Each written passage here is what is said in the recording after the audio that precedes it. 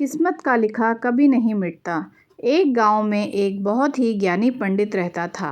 एक दिन वह अपने बचपन के मित्र से मिलने के लिए दूसरे गांव जा रहा था। उसका मित्र बचपन से ही गूंगा और एक पैर से अपाहिज था। उसका मित्र का गांव काफ़ी दूर था। रास्ते में कई छोटे छोटे गांव पड़ते थे। पंडित अपनी धुन में आगे चला जा रहा था। तभी रास्ते में उसे एक आदमी और मिल गया। वह भी पंडित के साथ साथ चलने लगा। पंडित ने सोचा, चलो अच्छा हुआ, साथ साथ चलने से सफ़र जल्दी कट जाएगा। चलते चलते पंडित ने उस आदमी से उसका नाम पूछा तो उस आदमी ने अपना नाम महाकाल बताया।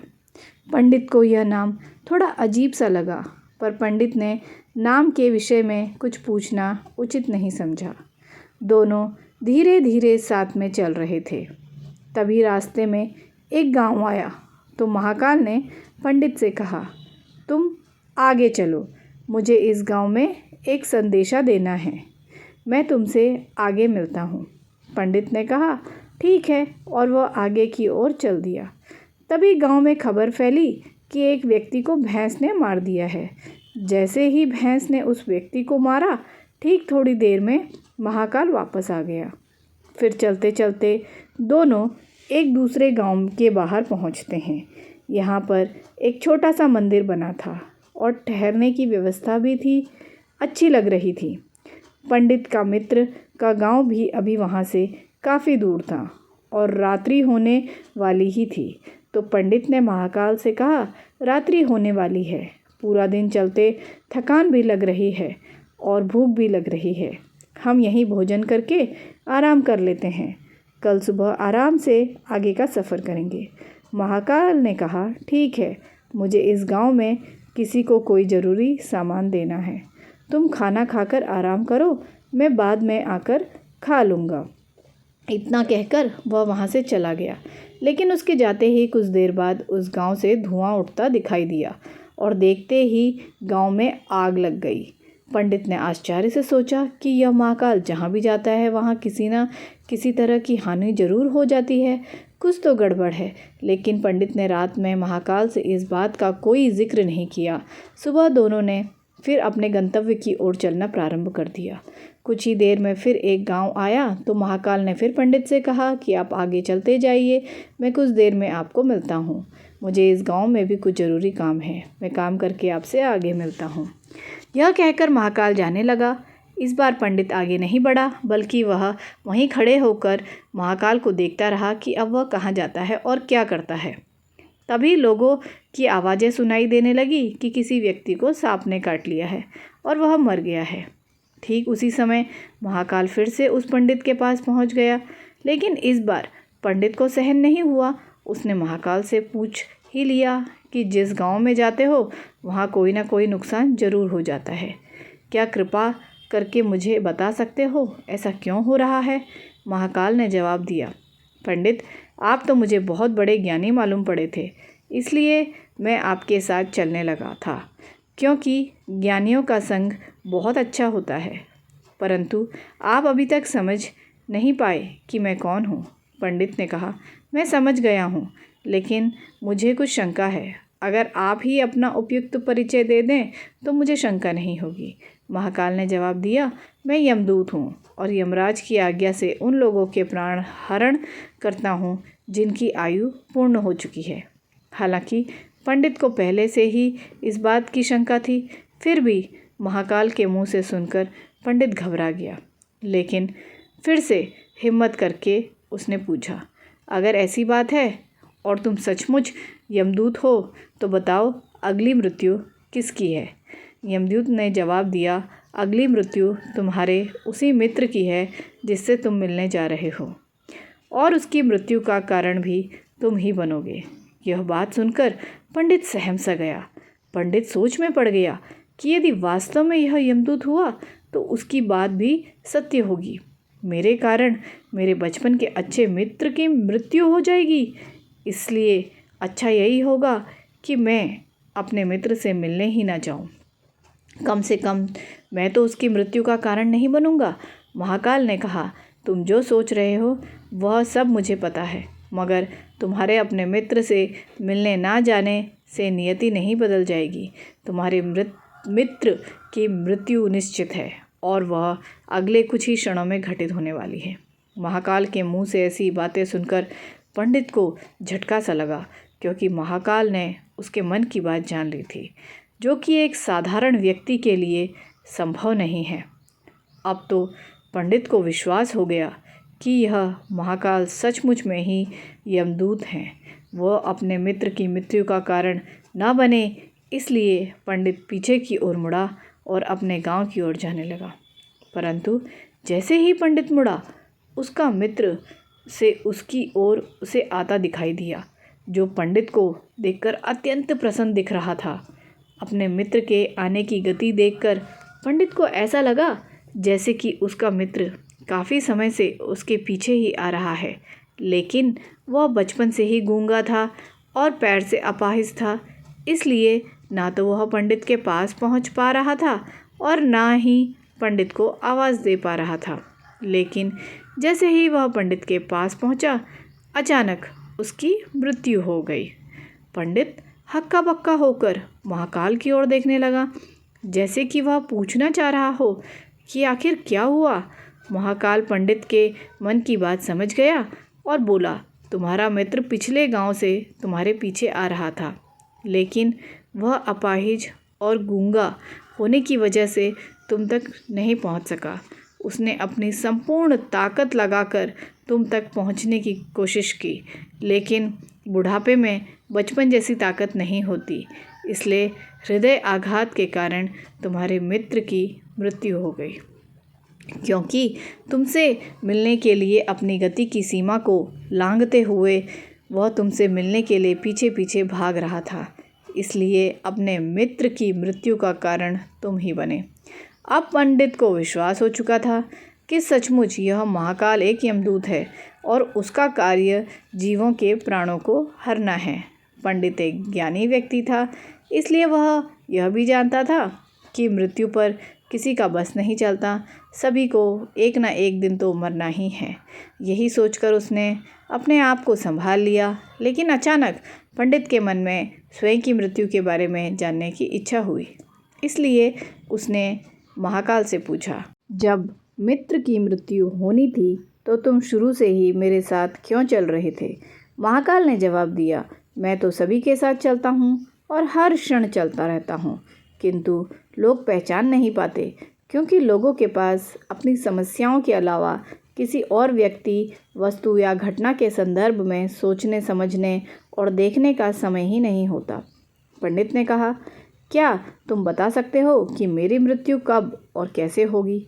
तो महाकाल ने कहा, हालांकि किसी सामान्य जीव को यह जानना ठीक नहीं है, क्योंकि कोई भी जीव अपनी मृत्यु के बारे में जानकर दुखी ही होता है, लेकिन तुम ज्ञानी प्रतीत होते हो और अपने मित्र की मृत्यु को तुमने आसानी से सहन कर लिया है।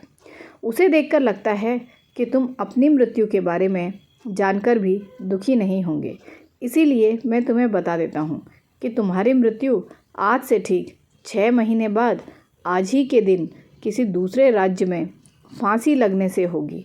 और सबसे आश्चर्य की बात यह होगी कि तुम स्वयं खुशी से फांसी को स्वीकार कर लोगे। इतना कहकर महाकाल जाने लगा, क्योंकि महाकाल का पंडित के साथ चलते रहने का अब कोई कारण नहीं था।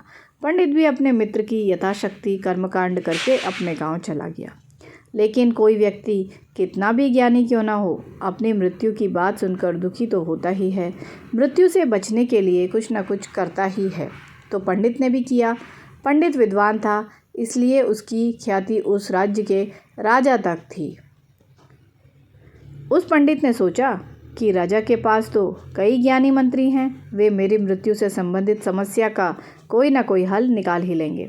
पंडित यह सोचते हुए राज दरबार पहुंच जाता है और उसने वहां जाकर राजा को सारा वृतांत सुनाया। राजा ने यह बात अपने मंत्रियों को बताई और उनसे सलाह मांगी।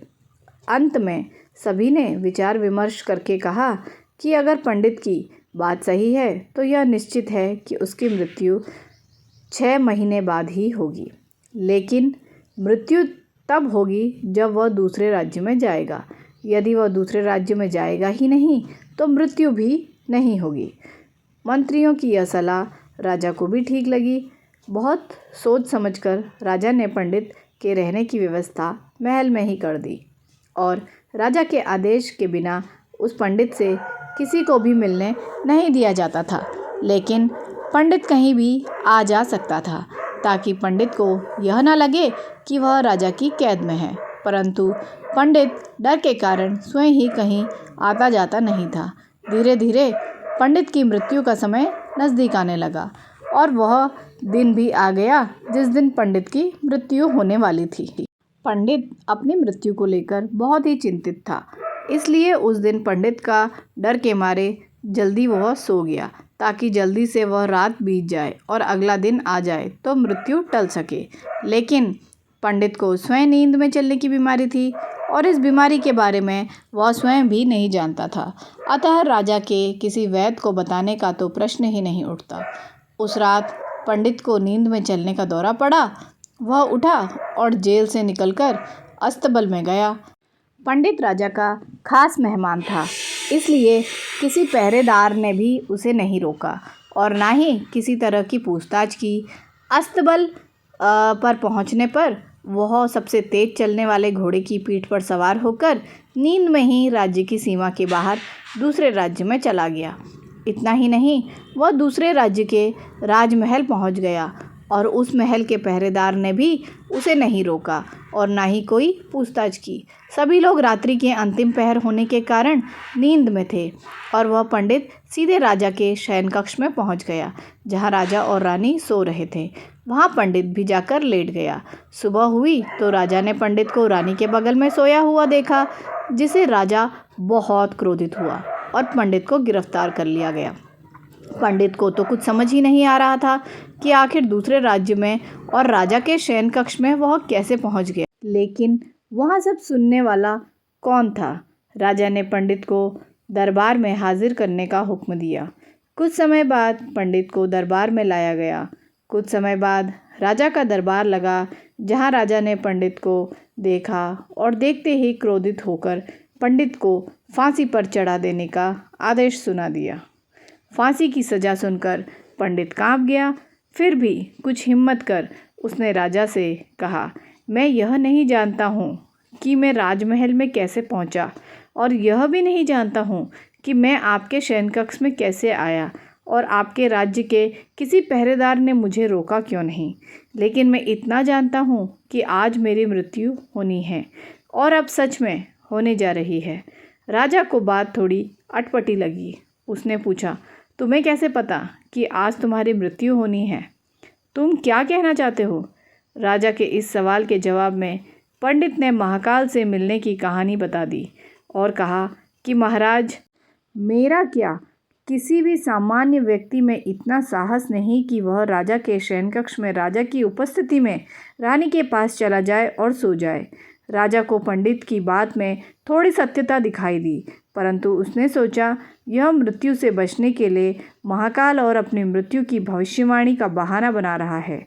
इसलिए राजा ने पंडित से कहा, यदि तुम्हारी यह बात सत्य है और आज तुम्हारी मृत्यु का दिन है, जैसे कि तुम्हें महाकाल ने कहा था, तो तुम्हारी मृत्यु का कारण मैं नहीं बनूंगा।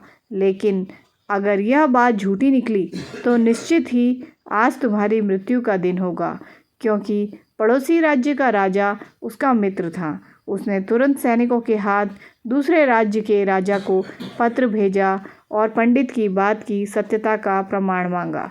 शाम तक भेजे गए सैनिक वापस लौटे और उन्होंने बताया, महाराज, पंडित जो कह रहा है वह सत्य है। दूसरे राज्य के राजा ने पंडित को रहने के लिए अपने ही महल में संपूर्ण व्यवस्था कर रखी थी। पिछले 6 महीने से पंडित राजा का मेहमान था। कल राजा इनसे अंतिम बार मिले थे। इसके बाद इस राज्य में यह कैसे पहुंचा, इसकी जानकारी किसी को नहीं है। इसलिए उस राज्य के राजा के अनुसार पंडित को फांसी की सज़ा देना उचित नहीं है। लेकिन राजा के लिए एक नई समस्या आ गई, क्योंकि उसने बिना कुछ जाने ही पंडित को फांसी की सज़ा सुना दी थी। इसलिए अगर दंड फांसी नहीं दी जाए तो राजा के कथन का अपमान हो जाएगा और अगर राजा के द्वारा दी गई सजा का मान रखा जाए तो पंडित की बिना वजह ही मृत्यु हो जाएगी। राजा ने अपने सभी मंत्रियों से इस बारे में चर्चा की।